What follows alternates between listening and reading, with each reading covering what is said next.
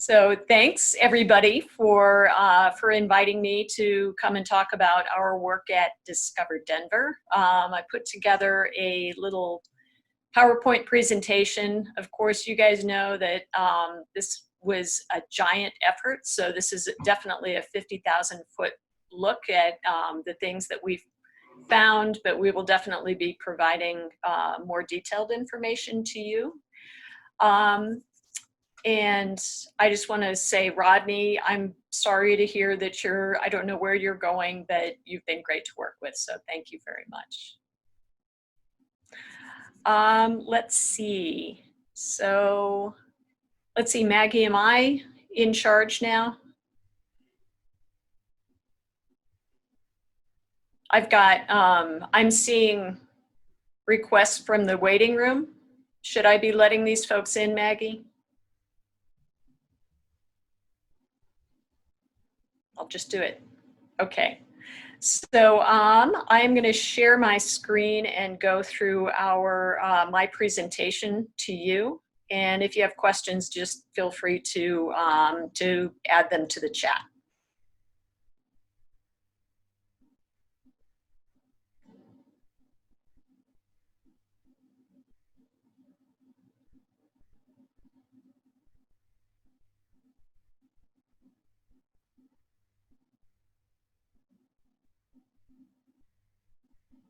Okay, so somebody can nod and tell me if they can see my presentation. That'd be great. Awesome. So again, I'm going to give, because I don't know that all of you are familiar with our project, so I wanted to give just a brief overview of kind of what we did before I go into what it is that we came up with. So I'm going to talk a little bit about our project goals and methodology, and then go into our work in Congress Park, and then talk about some of the highlights of our findings. So as most of you know, Discover Denver is a citywide building survey, and we truly are documenting each and every building in the city. So that's 160,000 buildings, right? So it's a long-term project. The goal of our project really is to identify those buildings throughout the city that have some sort of story to tell and that are perhaps significant in some way. That might be architecturally, it might be historically, it might be culturally. So our project is a partnership between Historic Denver, who I work for, the City and County of Denver, and then also History Colorado, who provides us with a grant to do our work.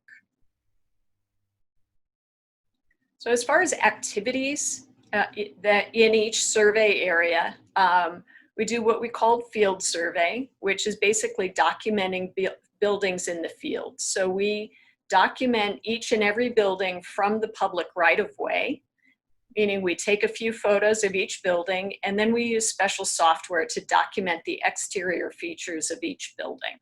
So let's say this is a Queen Anne, and it's got a wraparound porch, and it looks like the second-story windows have been replaced, right? And then for a very small number of buildings, we also research the history of those individual buildings. So we estimate that over the course of our entire project, we will research the history of about 3% of the buildings that we document. And that research is pretty detailed. We try to determine who built a building, who's lived there over time, who it was designed by, if there was an architect associated with it. And just, you know, it's kind of like putting together a genealogy for a building, basically. We choose the buildings that we do that kind of research on based on a number of factors. One is just the architecture. We document a lot of buildings, so it's gotten easier for us to stand in front of a building and go, I think that building has a story to tell, right? But then we also lean on the neighbors quite a bit to share with us what it is that they know about a given building, right? So we get a lot of tips from neighbors that say, hey, here's what the urban myth is about this building. Will you guys research it and determine if that's true or not? So those are the main activities. So project outcomes. So we put together very detailed survey reports for each survey area that we go into. This has not been published yet. It will be available at our website, which is discoverdenver.co. But you can take a look at survey reports from other neighborhoods that we have documented and get a sense of the sort of information that will be in that. We also identify what we term areas of significance in each neighborhood.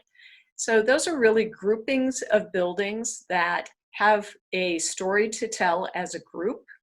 And so they have a shared history, basically. And that most of the buildings in that area have good historic integrity, meaning that they haven't changed a lot over time. So we also do, for those buildings that we do individual research, we do evaluations of those buildings and try to determine whether they are significant or not, right? So we don't do any kind of designation as a part of our project. This really is just fact finding, but then we publish that information. If somebody wants to pick up that evaluation and move forward with it, that's great. So a lot of the work will have been done for them. We think that there are a lot of benefits to our project. One of the big ones is really providing a common base of information for everybody. So if you are a real estate agent, you're a homeowner, or if you're a developer, that same amount of information will be available to anybody that is interested in a given property. We also think it's really important to educate the public about Denver's built environment. So as you guys all know, there are a ton of new folks in the city of Denver, right? And most of them have no idea about the history of our neighborhoods or our city. So we feel that putting the information out that we gather and that we compile will hopefully help educate folks, and they will come to appreciate our city and our built environment. And the city's involvement in our project, one of the big things they're interested in really is using our data to improve their neighborhood planning process. I will say that in the past, as part of our process, we go and we read through all the documents that have been written for a given neighborhood in the past. So we look at old neighborhood plans, and a lot of times at the end of the plan, there will be this paragraph that says, hey, there are a lot of really great old buildings in this neighborhood and somebody should go document them. Well, we think it's a better idea to maybe do that up front so that when they're putting together a plan for a neighborhood, they understand really what the neighborhood history is and what the significance of those buildings are. So we're trying to flip that. So now I'm going to talk a little bit about our work in Congress Park. So we truly did document each and every building in the Congress Park neighborhood. So all those little pink shapes are buildings. And I will say that we don't go into existing Denver landmark districts. So you guys have 3 different districts that are already in your neighborhood. One is Snell's, right off of Colfax. The very large Wyman Historic District creeps into your neighborhood. And then you have the East 7th Avenue Historic District, which also kind of encroaches into your neighborhood. So because a lot of work has already been done in those historic districts, there's already a lot of information that is known there. And because we do have 160,000 buildings to document, that's a good place to kind of manage our scope a little bit. So we did document each and every other building with the exception of the buildings that are in those Denver landmark districts.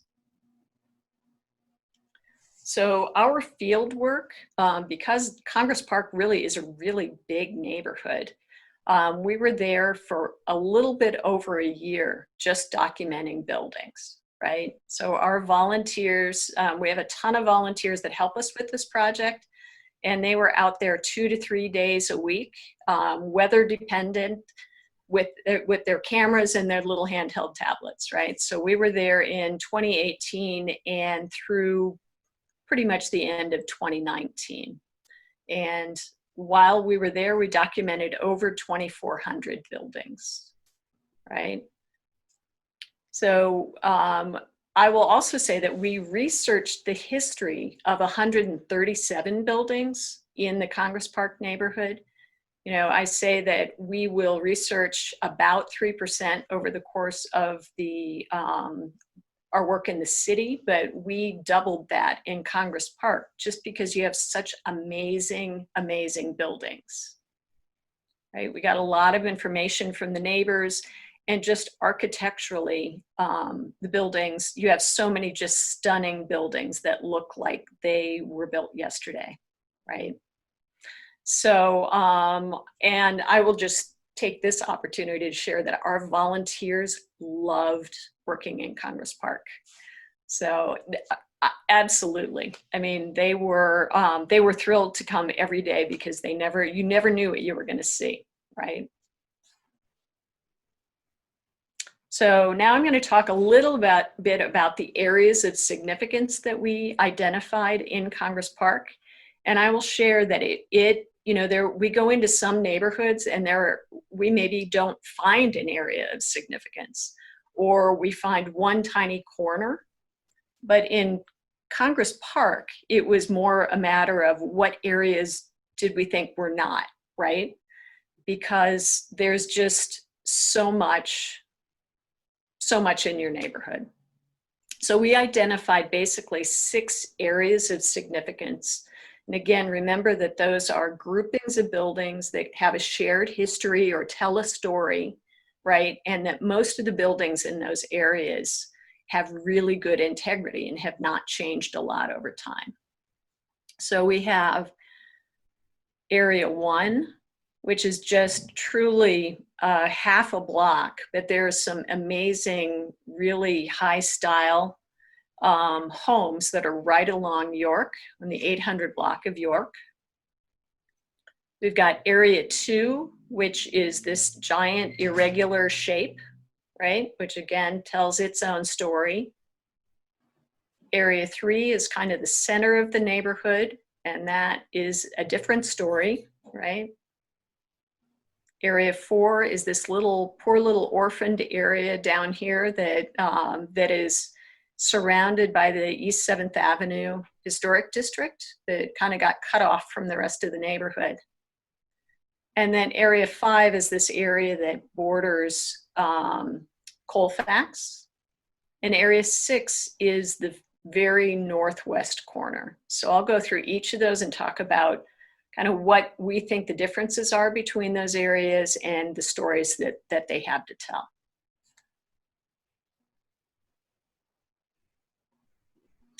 And there it goes. So Area 1, again, is just a tiny little pocket of high style homes on the 800 block of York Street. So for example, there's this fantastic Italian Renaissance home, right? It's right at 9th and York.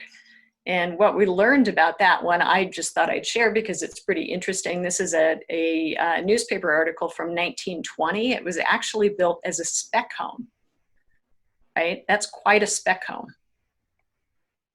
So, but there are a couple other fantastic homes here, and we just wanted to make sure that we pointed those out. Let me into the meeting. Area 2 is what we are calling Bungalow Heaven. So that is that big irregular area. And it is filled with craftsman style bungalows. So it's a very large area, and 88% of those buildings were built between 1910 and 1929. And 3 out of every 4 buildings in that area are craftsman bungalows. So this is really the area where when people think of Congress Park, this is what they think of, right? It's rows and rows of pristine bungalows.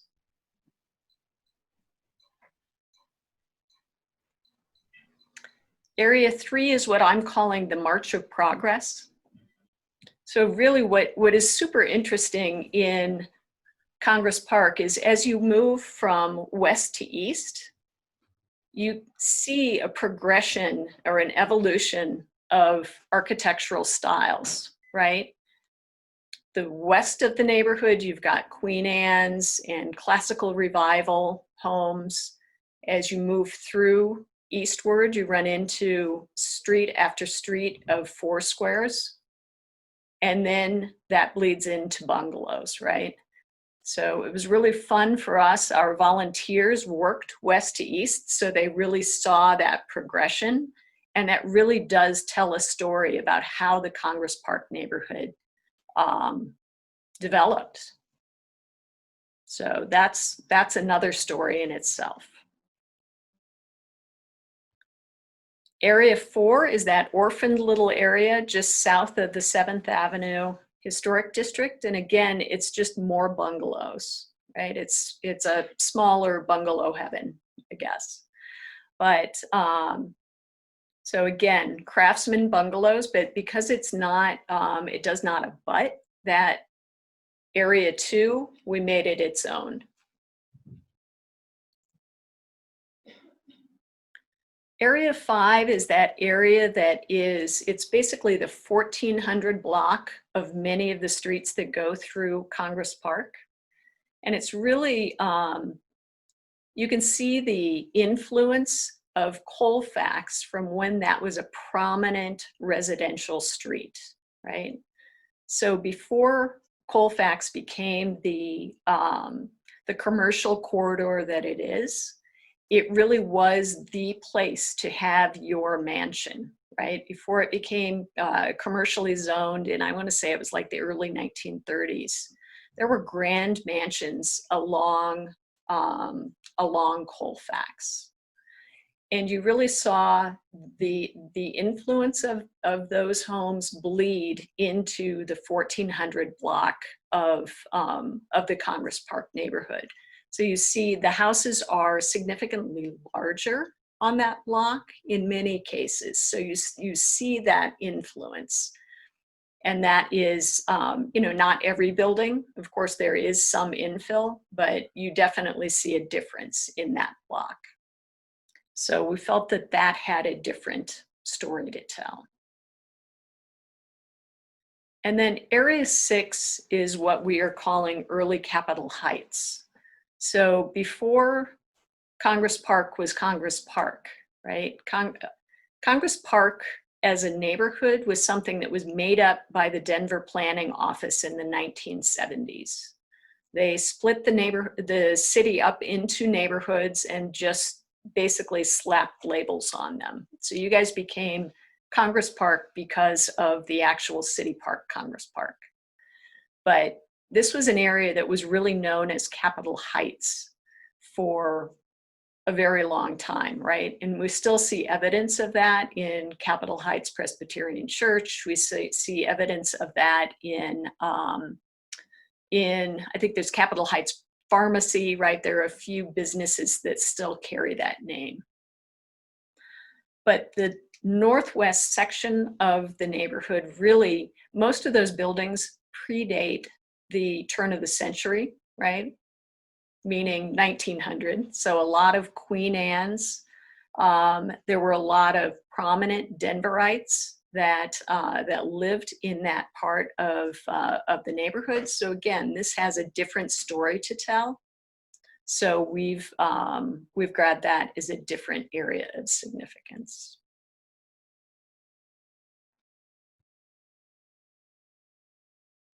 So my computer is slowing down. I'm hoping I don't crash here.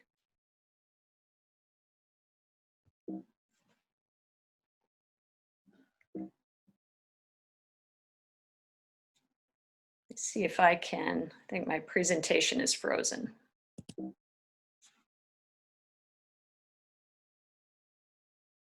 Aha, there we go.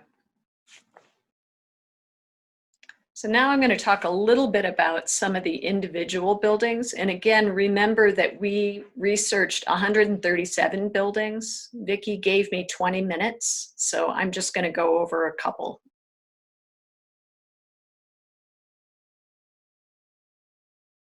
So 1335 Milwaukee Street is one of the homes that we documented. We were surprised to find that it was the home of noted photographer Charles Nast. And I think most people don't know his name, but they do know his photography. So DPL has a huge collection of his photos of Native Americans around the turn of the century. This is just one example. So very well-known photographer. He was an interesting dude. He served as a Wild West scout before he picked up photography. So very interesting story. But you know, we really felt like we could pick almost any address in Congress Park and come up with an interesting individual. You know, there are so many that we did not research. I'll just say that I'm sure there are other stories out there to be told.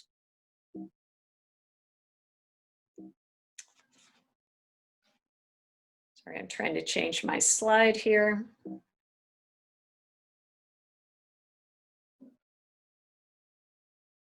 There we go.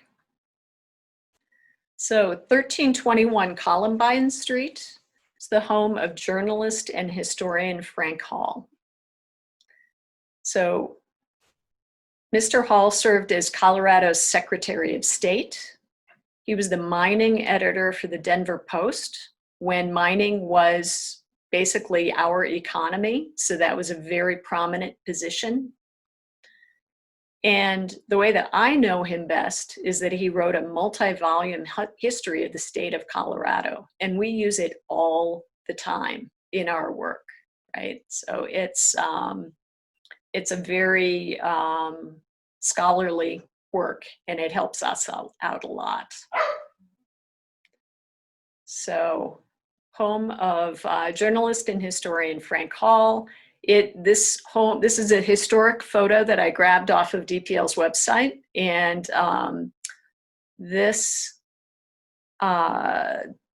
the porch is now 2-story, and it's been completely enclosed, right? So it's a little hard to recognize.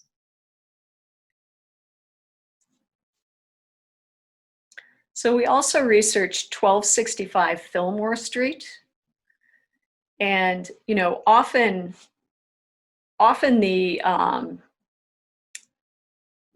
owners that were in these homes had connections to Denver history, but this one has connections to Colorado history. So it was the home of Harry Brown, and he was a top mining engineer for the Climax molybdenum mine in Leadville. So after the silver crash in 1893, right? Molybdenum was the kind of the second coming of a boom for Leadville. He was the engineer that the company he worked for sent to Leadville to see whether he thought that there was any money to be made, basically, in this new ore. He said he thought that there was, and that the Climax mine really dominated Leadville's economy for decades and decades, right, up through just a few decades ago. Harry Brown eventually became the general manager of the mine. So his family would live here in Denver. He would come back and visit, and then he would go back to work in Leadville. So, kind of an interesting story.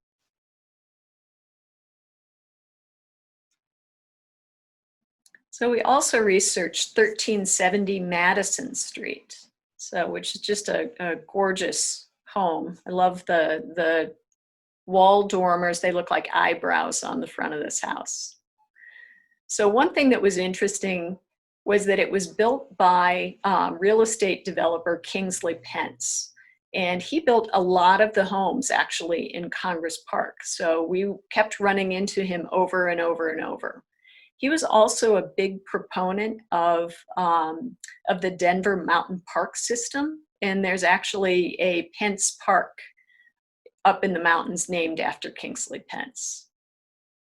So this was also the home of Frederick and Anna Schweiker, and they were both noted musicians. Frederick was a renowned organist, and he played organ at the 23rd Avenue Presbyterian Church. But we came across the fact that their son, Paul, who grew up in this house, became a modernist architect. He went to Yale Architecture School, right? And he became chair of the department eventually.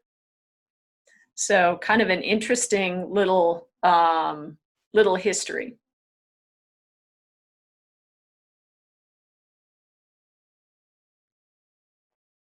The last one I'm going to talk about, and I'm going to use it as an example of why we do what we do. So this is 1151 Monroe Street, and this is one of those, we generally research the history of buildings that have good integrity. This one does not have good integrity, right? It's got vinyl siding, all of its windows have been replaced. It's been changed a lot, and you can just see that from the street. But this is one that we were able to, from the street, look at it and go, that has a story to tell. And I as a Denver historian, I love the story that it tells. So we found out that this was actually built in 1889 by developers Leonard and Montgomery. And Leonard and Montgomery were two of the guys that helped to plat out the Congress Park neighborhood. So they were some of the first developers in your neighborhood. This house, whatever is underneath the vinyl siding, right, was designed by the noted architecture firm of the Barrison brothers. So we run into them all over the place. They designed the first, I'm blanking on the name. The first hospital up in Hospital Hill. I'm losing it. They also designed the El Jebel Temple at 16th and Sherman, right? So their thumbprints are all over the city. So underneath this is probably some amazing detailing. But the part that made me really excited was finding out that this was actually built as a show home for those early developers, Leonard and Montgomery. So they built this in 1889, and here it is on a 1905 map. This is the 1905 based atlas. This is that home at 1151 Monroe. They also built these other three homes, kind of as spec homes, right? In the hopes that they could drive people out here and have something to show. They also built a trolley, a horse-drawn trolley that went along 12th and then took a right at Monroe. So there was a horse car line that went down Monroe Street, right past their spec homes, right? And actually, if you go down to the 800 block of Monroe, the horse car kept going, and there are 4 homes that they built there too. So 6 of these homes are still standing. A couple of them have been lost. But that was, for me, kind of a big, exciting find. This property also had an interesting later life as the Harmony Hall for boys. So it served as an orphanage in the 1940s. So it led a lot of different lives over its time. So this will be my new example to use of why we research the history of buildings that have had a lot of change too. You never know what the story of a building is.